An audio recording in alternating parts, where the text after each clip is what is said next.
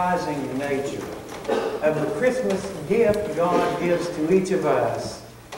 Hear that Christmas story anew and afresh as I share it with you today in a scripture text from Hebrews chapter 4, beginning with verse 14. It's found on page 1291 in the Pew Bible. The word of our God to you this day. Therefore, since we have a great high priest who has ascended into heaven, Jesus, the Son of God, let us hold firmly to the faith we profess.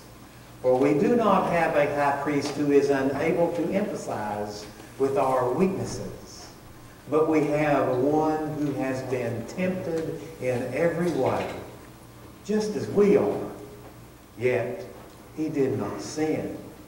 Let us then approach God's throne of grace with confidence, so that we may receive mercy and find grace to help us in our time of need. Friends, this is the word of the Lord. Thanks be to God. Lulabelle Hutchins was my great-grandmother Noe Brody's oldest daughter. Her husband died prematurely long before I was born. She returned home to live with her mother for the last 50 years of her life. And until I was 10 years old, she was my primary caregiver when my mother was at work. You remember Andy Griffin and Mayberry? You remember Aunt Bee? In 1965, you could not have convinced me other than Aunt Bee was a characterization of my Aunt Ludy. She was just that kind of, you might say, gal. And Mayberry had Aunt Bee, but little Mike Van Meter had Aunt Ludy, and that was wonderful. And of course, boys grow up, and they have needs, and they need companionship, more than just their great aunt to take care of them. And I came to that threshold one day when I wanted a pet. And Aunt Ludy told me that I could have any pet I wanted, as long as it didn't have fur, didn't shed in the house, didn't bark, didn't meow, didn't make any noise, and cost less than 25 cents. I knew immediately I was getting a goldfish. And she, of course, her grandfather had built the house that, Nellie Brody lived in, and it was almost identical to Jane's house over there. It was in downtown Maryville. And she brought out, I don't know how old it was, but an old Victorian, heavy-leaded, carved fish bowl. I don't know how long it had been in the house. It was very old. She brought out the fish bowl, and we took off in, a June Friday afternoon, about 1965, to downtown Maryville to Eagle's 5, 10, and 25-cent store. Because we knew every Friday afternoon, down at the Eagle's store, they had ready-to-go bags of goldfish for 19 cents. All tied up, ready to go. We walked to town, we laboriously picked out the goldfish of my dreams. And there was a sign, just happened to me, I never noticed that sign before, but the sign said, guaranteed for 3 days. That means Monday afternoon.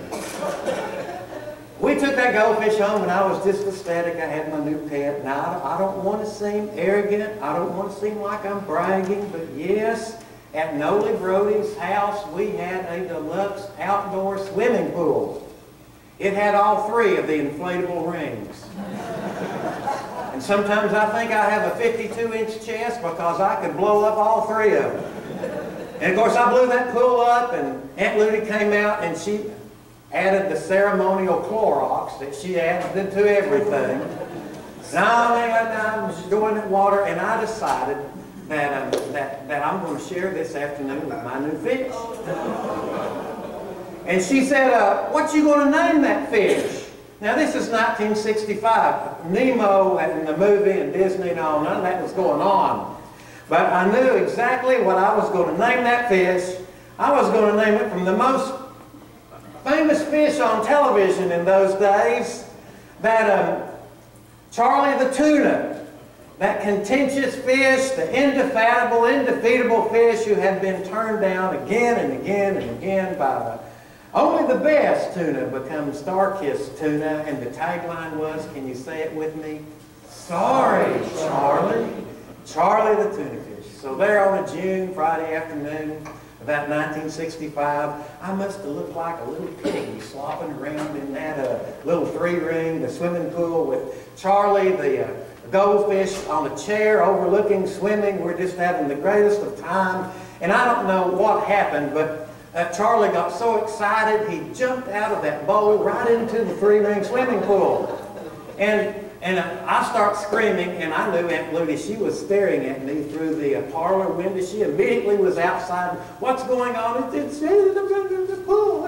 And do you know how difficult it is to catch a goldfish in a three-ring deluxe swimming pool? And I'm grabbing. And finally, though, Charlie just floated right up to the top. But there's good news. It's still Friday, and he's guaranteed till Monday morning. I'm changing clothes, fighting back the tears, running back to Eagle's 5, 10, 25-cent store. I come in with the bag of the, well, deceased now goldfish, and the lady at the counter said, what happened? And in all childhood innocence, I said, he drowned.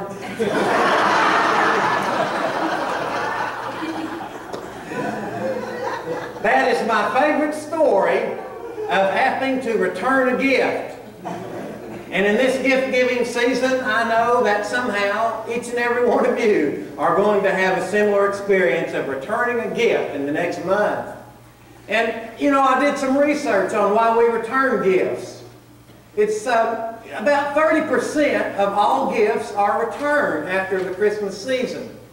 And also, surprisingly enough, surveys indicate that about 30% of all the gifts that we exchange, they're surprise gifts.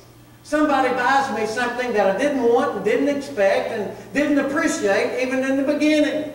So, yeah, typically, you know, we don't like to be surprised. That's what the numbers suggest.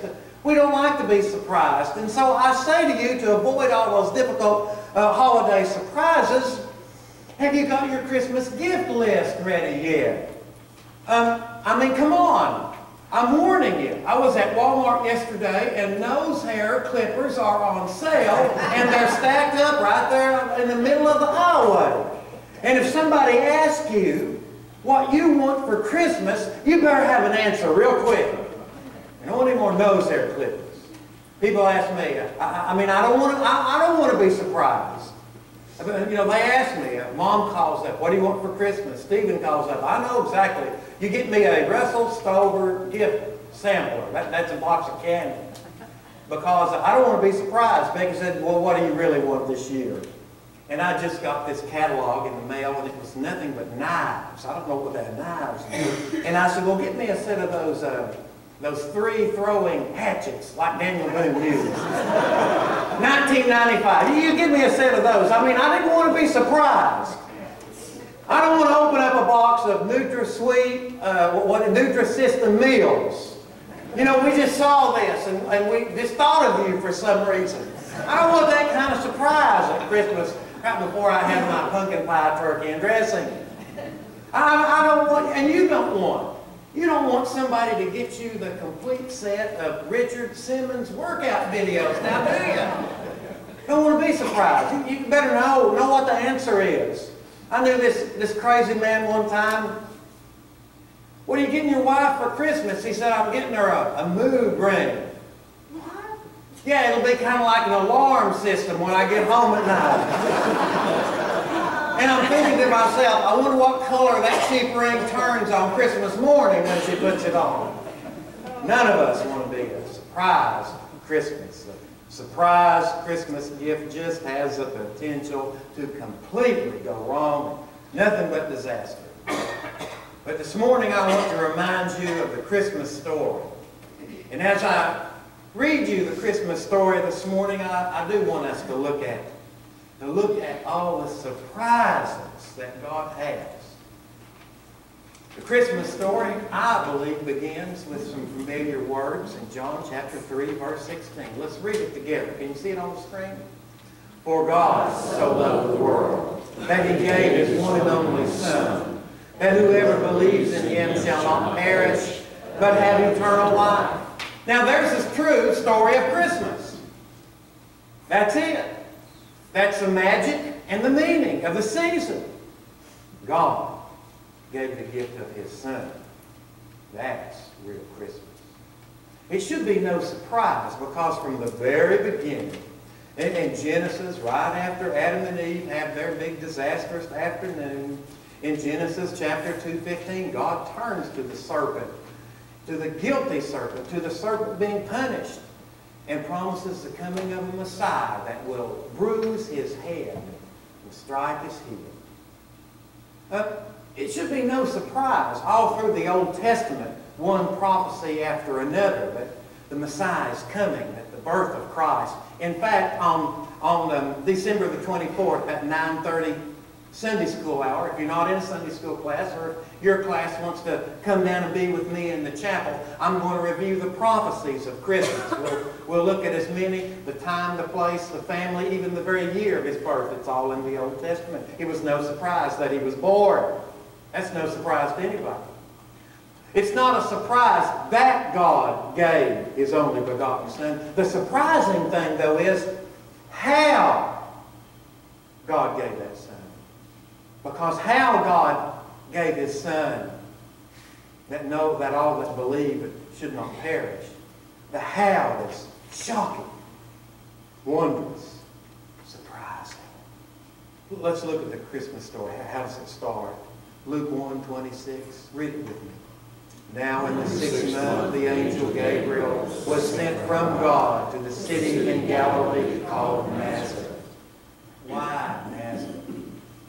That's surprising. Nazareth is a small village, less than 10 acres, 200, maybe 250 people, no sewer, no water, no power. Life expectancy, well, early 30s. 50% of the population died in infancy.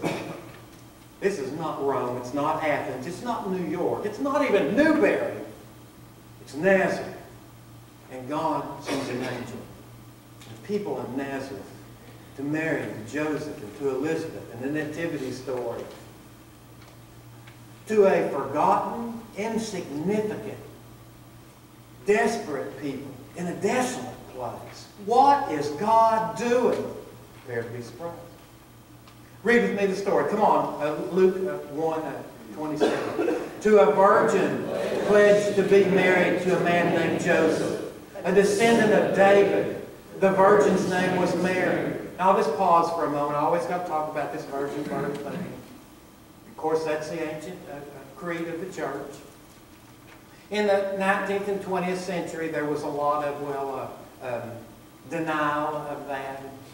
And everybody that denies the virgin birth of Christ, they always use the Hebrew language and Hebrew text. And the Hebrew translation of the word a virgin means just young girl or maiden.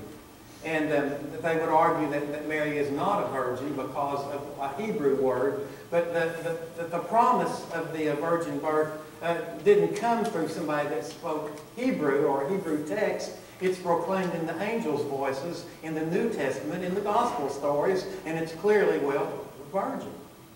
And that's just an aside for anybody that gets in that kind of a drama this year. But in Nazareth, it's surprising. It's shocking that Mary, I mean, what's she done to deserve this? Why is she selected? I mean, Forbes magazine in 2015, end of the year, they had a special article. And it was entitled, The Most Influential People on Planet Earth Today. And it starts out with these words. 7 billion people live on planet Earth. These are the 70 that really matter. Well, that's depressing, isn't it? 7 billion, only 70 matter. And they wrote their criteria, Forbes magazine. Well, what makes somebody really matter? And this is what our culture believes.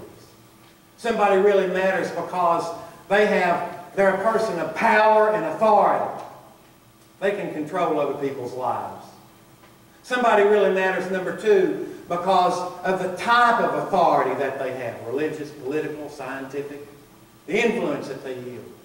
Number three, somebody has power and authority because of the amount of money that they can control. Number four, somebody really matters because of the authority that they have in different spheres. Not just political, but maybe military or maybe social power. And then number five, and then somebody really matters. These top 70 people really matter because they are actually willing to use their power to control other people. And that's the criteria of our culture. Only 70 people really measure up in that. Why Mary? Why does she matter to God? Why does she matter? Why is she included? Why? She has no power. She has no influence. She has no money. She's impoverished. She's an impoverished third world teenager. Story goes on. There's Joseph. Read with me. Joseph went there to register with Mary, who was pledged to be married to him and was expecting a child. Now, this is where that Christmas story, Luke, in the year of Augustus Caesar, Caesar declared that all the world should be taxed. There's the close of Caesar. And of course, from a cultural standpoint of view, Caesar mattered. He had power. He had authority. When he said something, all the world went into action. People moved to obey him. Now that's power. That's prestige. That's what culture says. He had it all. Mary and Joseph were forced to comply. There was no choice. They weren't king. They had no power. Mary would have to travel Nazareth to Bethlehem, 70 miles. No limo. Not even a Southwest Air business class. She'd have to travel. Walk. The tradition says on a donkey. 70 miles. Mary's pregnant. Third trimester. Timing could not be worse. I mean, this is inconvenient. Come on, what is God doing? Here's for all those people that argue. They don't read the Bible, they just argue. All the people that argue. If God is a good God, if God is a good God, if God is a loving God, if God is a God, if God is all-powerful, then why? Why do innocent people suffer? Why? Why am I ever inconvenienced? Why? I mean, surely if God is a good, if God is real, if God is all-powerful, then can't God just fix everything so that I never have to face any difficulties in this life? Well, wouldn't that be what God would really do if God is? Why? I mean, BabyCentral.com talks about pregnant mothers' travel. It reminds pregnant mothers these days that if you're planning to fly somewhere on an airplane, your airlines will probably ask you for a doctor's note if you're in your third trimester, testifying to the fact that you're not about to give birth. I don't know how doctors do that. BabyCenter.com has four things that expectant mothers should do to prepare themselves for holiday travel. Reduce stress by scheduling more time for the trip than normal. Bring a sense of humor. Raging hormones may leave you ready to scream or cry. Eat smart. Missing meals can leave your baby hungry and you feeling sick. Before you travel, have plenty of healthy portable snacks in your carry-on bag, such as nuts, dried fruits, granola bars, bottled water. Drink plenty of water. It will help you avoid water retention. Number three, many frequent stops at bathrooms and rest stops. You'll find yourself in need of a toilet more than you think humanly possible. Number four, stay comfortable when you're driving. Be sure to take plenty of breaks while traveling. every 90 minutes or so for stretching and walking around. Mary and Joseph, forced to Bethlehem. The last thing on her mind was water retention. Or hormonal stress causing anxieties, or bathroom stops, or did you pack the granola bars? Really, God? This whole Bethlehem trip thing, it couldn't have come at a more inconvenient time for us. Too early, too late, too cold, too hot, down the list, too long, too short. There's no room at the inn. Come on, God. Are you paying attention? Everybody knows you have to make reservations before you travel this time of year. Read with me what happens next, Luke 2, 6, 7. While they were there, the time came for the baby to be born, and she gave birth to her firstborn, a son. She wrapped him in cloths and placed him in a manger because there was no guest room available for them. Couldn't you have called ahead to make a reservation, Lord? I mean, come on, God, you've been planning this since the very beginning of time, and there's no room at the inn. Jesus is laying in a manger, an animal feeding trough.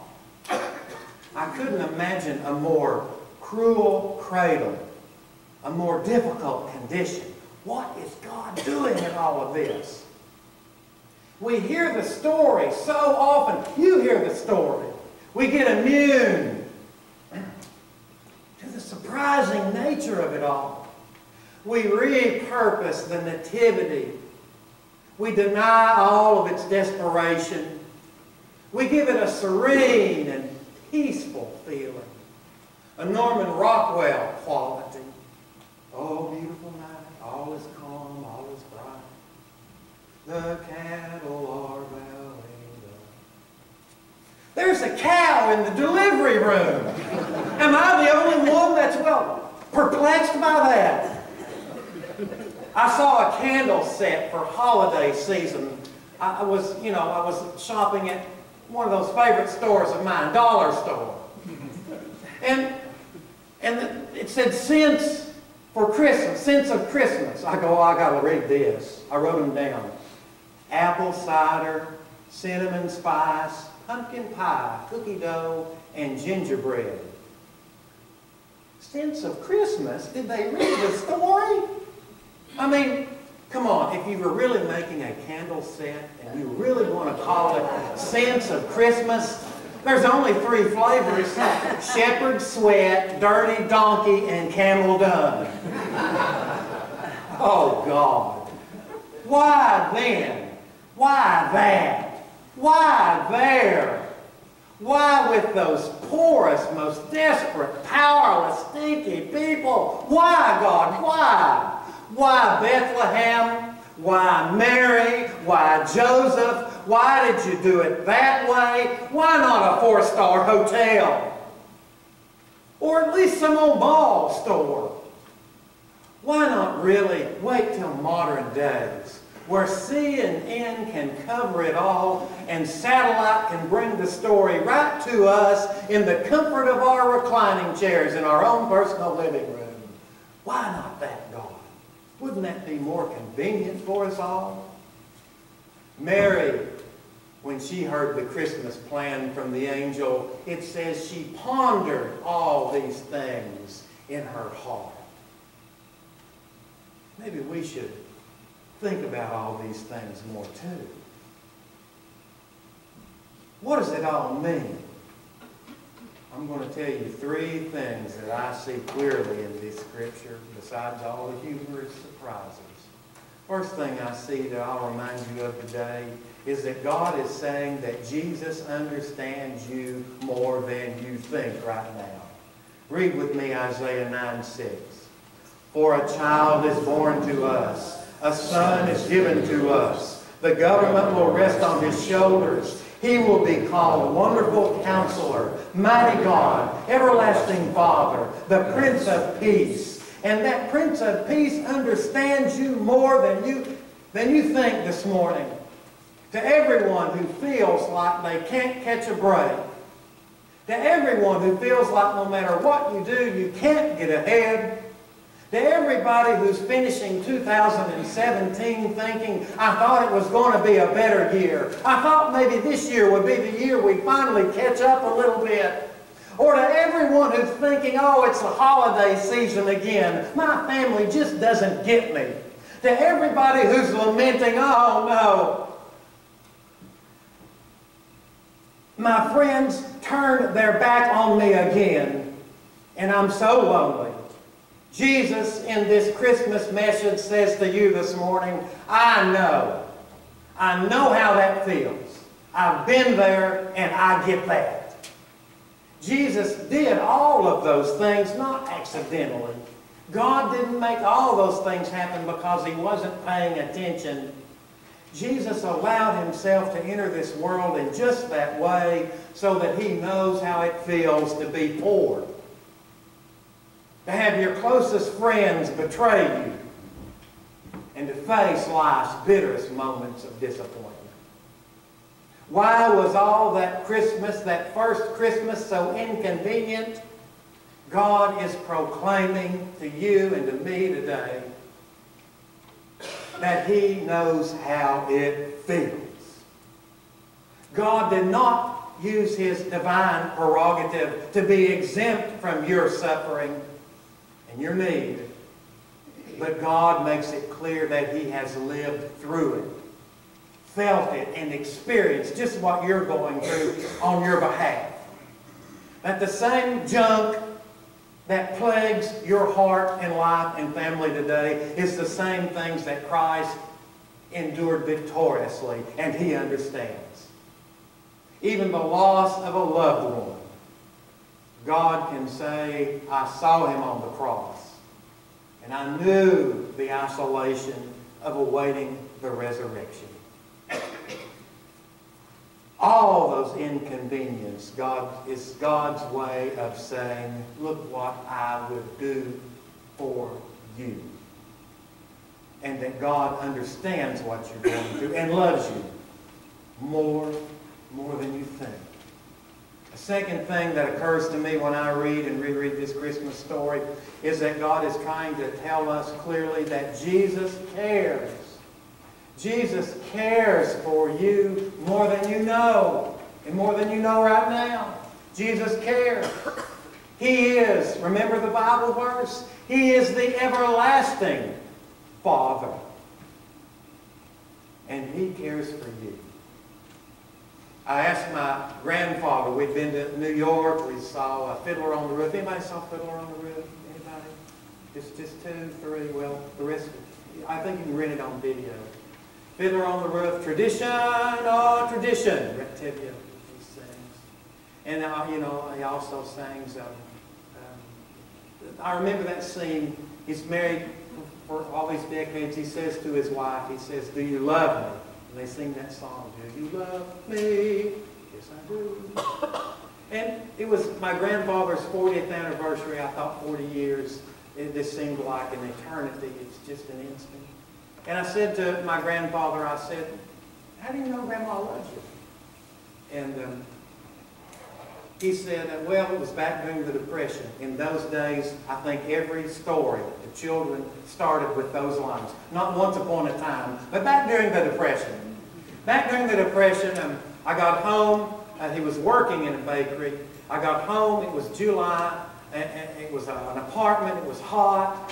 My grandmother, she had cooked dinner, and the bakery was just as hot as the apartment. She had had just as hard a day as I'd had. She puts the dinner out on the table. In the icebox, we had 2 Pepsis. She got both out that day, and one of them had been opened previously the day before, had a wine cork in it. The other one was nice and fresh. And he just noticed both of them was coming. He knew the condition of both of them. One flat, one fresh and cold. And she put the meal on the table. She had been in just a hot apartment as he had been in a hot bakery at work. They both had just as difficult a day. And yet when she opened the Pepsi, she poured the flat Pepsi in her glass.